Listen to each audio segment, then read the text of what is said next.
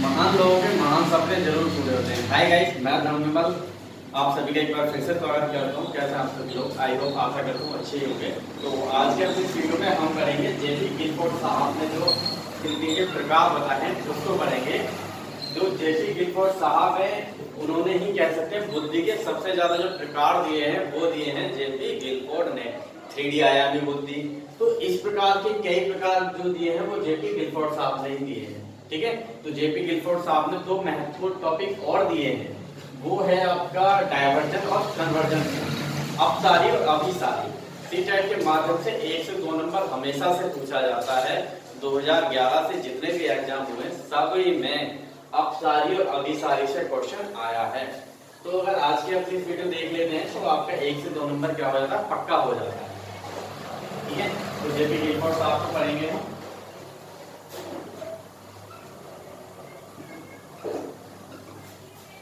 तो जो गिलफोर्ड साहब है उन्होंने जो है थिंकिंग के क्या बताए हैं, 2 प्रकार बताए हैं। और वो 2 प्रकार कौन कौन थे, जैसे कि आप लोग सामने देख रहे हैं बोर्ड पे, डायवर्जन थिंकिंग, अपसारी और अभिसारी थिंकिंग। अब अपसारी और अभिसारी बहुत ज्यादा लोगों को कंफ्यूजन है, सभी को लगता है कि एक जैसा ही है। जो बच्चे पहली बार एग्जाम देते हैं डेफिनेटली उनका ये टॉपिक क्लियर नहीं हो पाता है। कोई ज्यादा पढ़ने में अच्छा है तो उसका हो जाता है, बाकी जो अपना फॉर्मेलिटी के लिए औपचारिकताएं के लिए पढ़ रहा है तो उसे अपसारी और अभिसारी एक जैसा लगता है और वहां जाके वो बिल्कुल भूल जाता है, उलट पुलट कर देता है। तो दोनों में अंतर भी जानेंगे कि क्या क्या अंतर होते हैं, दोनों की परिभाषाएं जानेंगे। तो हम सबसे पहले जानेंगे डायवर्जन थिंकिंग को। डायवर्जन थिंकिंग यानी अपसारी थिंकिंग। तो इसको जानने से पहले तो थोड़ा सा मैं आपको उदाहरण के तहत समझाने की कोशिश करूंगा कि क्या होता है अभिसारी और अपसारी। जैसे कि अभी आप लोग पढ़ रहे हैं और मैं पढ़ा रहा हूँ, आप लोग मेरी वीडियो देख रहे हैं और वीडियो देख रहे हैं तो मैं आपसे एक क्वेश्चन पूछता हूँ कि अगर आपका सीटेट का पेपर जो है क्लियर हो जाता है, आप लोग पास हो जाते हैं, तो उसके बाद आप क्या बनेंगे?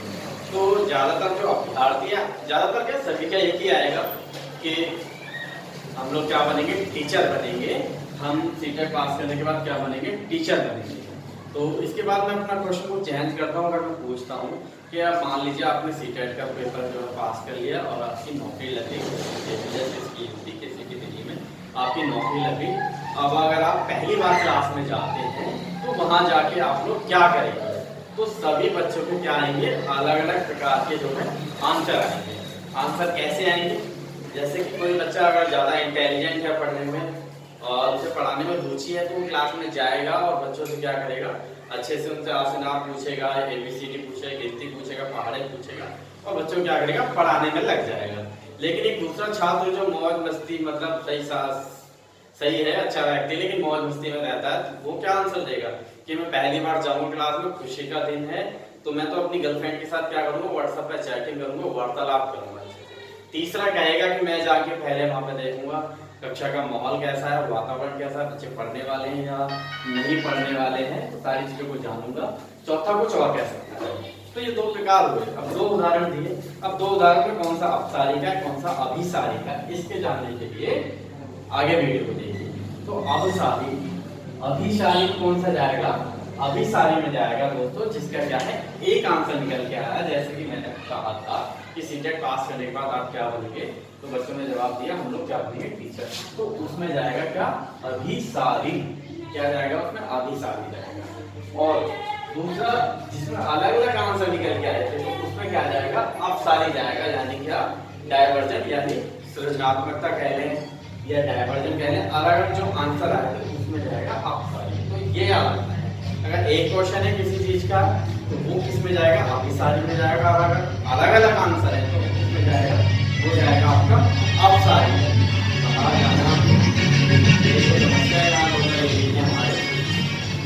ठीक है, तो पहले हम जानेंगे दोनों में क्या क्या आंसर है। उदाहरण आई होप आप सभी को समझ में आएगा।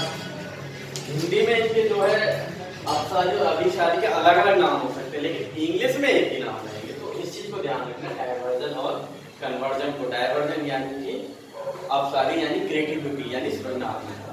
तो सबसे पहले अंतर की बात करेंगे हम, तो इसमें होता है open ended question. Open ended यानी खुले अंत वाले उत्तर। ठीक है, इसके किस, जैसे मैं पूछूं कि पेड़ के कितने प्रकार हो सकते हैं, तो पेड़ के तो कई प्रकार हो सकते हैं। ठीक है, इसके बाद रिलेटेड टू क्रिएटिविटी। क्रिएटिविटी यानी कि सृजनात्मकता। इस लाइन को एकदम पकड़ के बैठ जाओ। सृजनात्मकता कहीं दिख जाए तो क्या लगा दो, सृजनात्मकता कहीं दिख जाए तो सीधा अपसारी पे ठोक दो, लॉक कर दो, उससे ऊपर कुछ नहीं है। ठीक है, तो अगर सृजनात्मकता की बात की जाए, सृजनात्मकता वहीं देखने को मिलेगी ना जहाँ आपको कुछ करने को मिलेगा अलग अलग, तो वो किस में जाएगा, अपसारी में। Out of the box, out of the box का संबंध भी किससे है, अपसारी से ही है, यानी हट के सोचना। ठीक है, तो ये क्वेश्चन 2015 में आया था। मैं हालांकि तब इससे गलत करके आ गया था क्योंकि मैंने नहीं पढ़ा था कि आउट ऑफ द बॉक्स भी इसे कहते हैं, अपसारी भी कहते हैं। पहली बार तभी आया था, लेकिन तभी से लोगों को पकड़ के बैठ गए हैं कि इसके अंदर आएगा, ये किसके अंदर आएगा, अपसारी के अंदर आएगा, आउट ऑफ द बॉक्स। एक मेरा मित्र था जो कि इसको राइट करके आया था, उसने पढ़ लिया होगा आउट ऑफ द बॉक्स किसमें आएगा, तो अपसारी में आएगा। तो आज वो लग भी चुका है गवर्नमेंट जॉब में, टीचिंग में ही। तो इसके बाद है मल्टीपल सॉल्यूशन, एक नहीं कई प्रकार के सॉल्यूशन हो सकते हैं इसमें, अपसारी में, किसमें, सॉरी अपसारी में एक नहीं कई प्रकार के क्या हो सकते हैं, आंसर हो सकते हैं। इसके बाद हम पढ़े लेते हैं अभिसारी। तो अभिसारी में क्या होगा, close ended, close ended answer, close यानी कि जैसे मैंने पूछा था कि सीटेट आप पास हो जाएंगे तो आप क्या बनेंगे, तो आपके साथ टीचर बनेंगे। इससे ज़्यादा पुलिस में तो लगेगा नहीं, क्योंकि सीटेट पास लग जाएगा, लेकिन उसके लिए क्राइटेरिया अलग है ना। इसके बाद है रिलेटेड टू इंटेलिजेंट, यानी इसका संबंध किससे होता है, बुद्धि से इसका संबंध होता है। ठीक है, इसके बाद है एमसीक्यू सॉल्व करने में, इसका जो क्या कहते हैं, एमसीक्यू जो मल्टीपल क्वेश्चन होते हैं उनको सॉल्व करने के लिए उनका आंसर चार से क्या होता है, एक ही होता है।